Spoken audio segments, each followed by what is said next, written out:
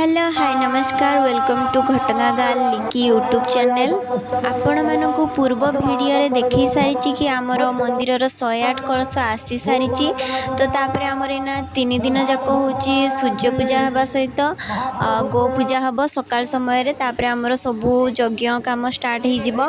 इठी आमर सूर्य पूजा पई केते सुंदर रंगोली पका हेची। सूर्य पूजा भी स्टार्ट हो गलानी तो आमर एबे सूर्य पूजा चली तो देखंतु केमती कोन सूर्य पूजा चलची। सेपटे आमर अष्टपहरी पाई पूरा नाम चली पूरा हरे कृष्ण हरे नाम एना राति सारी चलो राति कौन आसंता काली संध्या सारी चलो। तो तापर आमर सूर्य पूजा सरिबा परे आमे सूर्य को अर्घ्य देइथिलु। अर्घ्य दे सारा पर सेपटे आमर गौ पूजा स्टार्ट हो जिवो।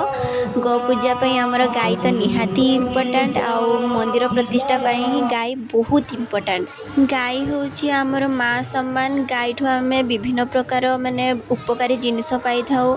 सबु जिनस गायर आमर होची बहुत इम्पोर्टेंट आउ गाय द्वारा आमे आम घर को पवित्र भी करि थाउ।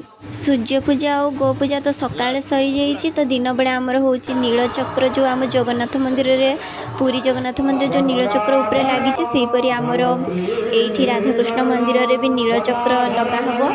तो देखंतु आमर चक्र केते सुंदर देखा जाउछि। एबे ऊपर को नउचंदी लगेवा पई पताका जो लगा हेछि सेठी। तो मंदिर ऊपर किपरि चक्र लगा होछि टिके देखि दियंतु।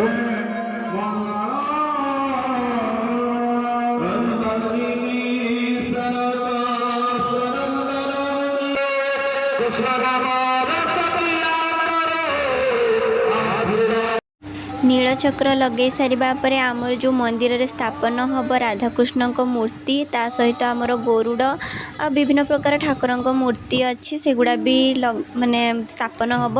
राधाकृष्णकर जुगड़ मूर्ति स्थापन होगा पूर्व आमर ए बाहरी जाइछन्ति ग्राम्य भ्रमण रे समस्तंकर द्वार आम गाँव समस्त लोक मैंने द्वार मुहर समस्ते झटी चिता मुरुज जहाँ भी हो पकईकिना ठाकुर को भोग लगाउछन्ति। केते सुंदर माने नृत्य करि जाउछन्ति आमर गाँ झियो माने। तो देखंतु केमती कोन आमर चलछि भ्रमण।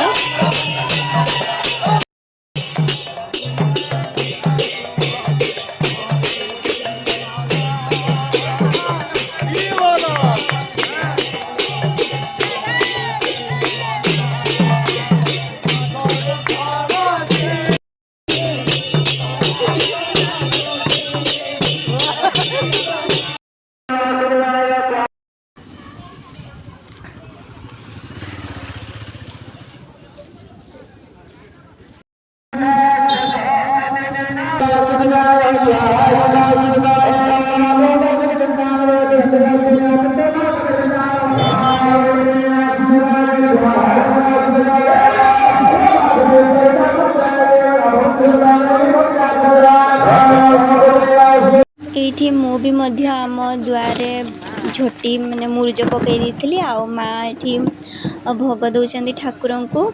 एबे आमर ठाकुर एबे आम दुआरे पहुँची जिबे। तो देखंतु केमती कोन ठाकुर को पूजा होची। जदि आपण मानकु मोर ए वीडियोटी पसंद आछि ताहले मो चैनल को लाइक शेयर सब्सक्राइब निश्चय कर दियंतु। आ मो वीडियो सब आपण मानकु केमती लागुची आपण माने मते कमेंट माध्यम निहाती जणेबे। मु आपण मानक कमेंट रो अपेक्षा रे रहिली।